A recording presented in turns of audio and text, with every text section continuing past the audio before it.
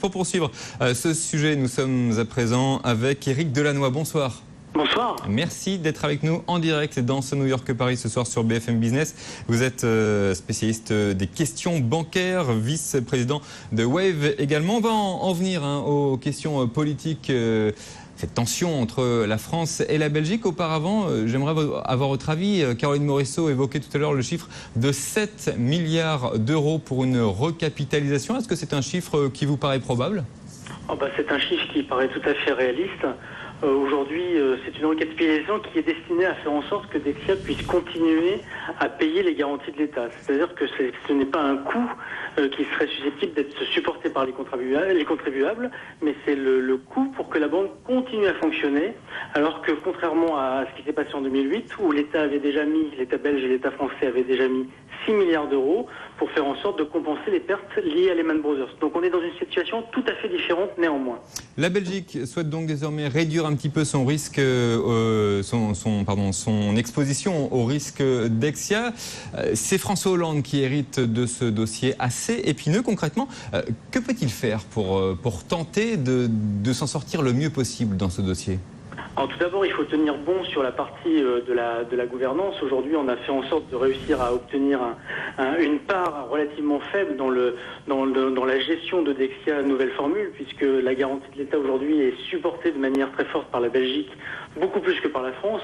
Donc premier sujet, c'est de faire en sorte de continuer à garder cet avantage qui permet de limiter les coûts pour la France. Le deuxième sujet, ça va être de faire en sorte de continuer à réduire de manière très forte les actifs de Dexia, puisque le sujet c'est bien ça, c'est comment dans ce démantèlement, je fais en sorte de réussir à vendre les actifs importants, ce portefeuille obligataire qui pèse lourd de 95 milliards comme l'évoquait Caroline, et qui aujourd'hui, si on arrive à le vendre dans de bonnes conditions, devrait limiter dans les faits l'appel à cette garantie d'État qui n'interviendra que s'il y avait des pertes sur ces ventes de portefeuille. Ça a l'air assez facile sur le papier, j'imagine qu'en réalité c'est beaucoup plus compliqué.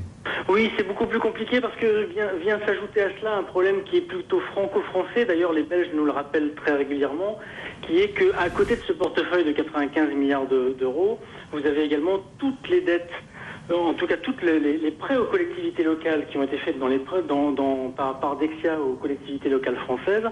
Et ça, on est sur un chiffre de 70 milliards d'euros. Aujourd'hui, ces prêts aux collectivités locales sont en panne. Et il faut que François Hollande fasse en sorte de débloquer la situation de Dexia, ou en tout cas fasse en sorte de pérenniser le fonctionnement de Dexia, de manière à ce qu'on puisse reprendre les crédits aux collectivités locales qui en ont besoin pour fonctionner. Alors justement, donc on est sur un sujet épineux politique qui a trait en plus à la décentralisation en France. Justement, comment expliquer que la nouvelle banque donc des collectivités locales qui était censée être créée par la Caisse des dépôts et la Banque postale pour prendre le relais donc de Dexia ne soit toujours pas aujourd'hui opérationnelle ?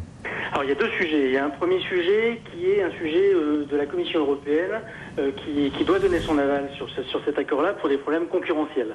Tant que la Commission n'a pas apporté son aval à ce dispositif-là, on ne peut pas le mettre en place. Le deuxième sujet est un sujet de dispositif et de liquidité. Vous savez, ce qui a tué Dexia, ce n'est pas un problème de solvabilité ou d'incapacité de Dexia à tenir des engagements, mais c'est un problème de liquidité où Dexia n'arrivait plus à se refinancer sur les marchés. Il ne faudrait pas que le nouveau consortium Caisse des dépôts, la Banque postale, puisse avoir les mêmes problèmes, même si la Banque postale a des liquidités de manière très importante. Ça veut dire quoi ? Ça veut dire qu'il faut que la Banque postale puisse prendre toutes les garanties nécessaires de manière à ce qu'elle puisse assurer un fonctionnement correct des crédits qu'elle va opérer aux collectivités locales. Ça prend du temps de s'ajuster et d'ailleurs Philippe Val a déjà annoncé que les crédits qui seraient accordés aux collectivités locales, ce seraient des crédits qui seraient octroyés sur la base de manière beaucoup moins facile que ça n'a été le cas dans les dernières années. Merci beaucoup Éric Delannoy pour toutes vos explications ce soir. Éric Delannoy donc, je le rappelle, vice-président de Wave, spécialiste des questions bancaires. Merci.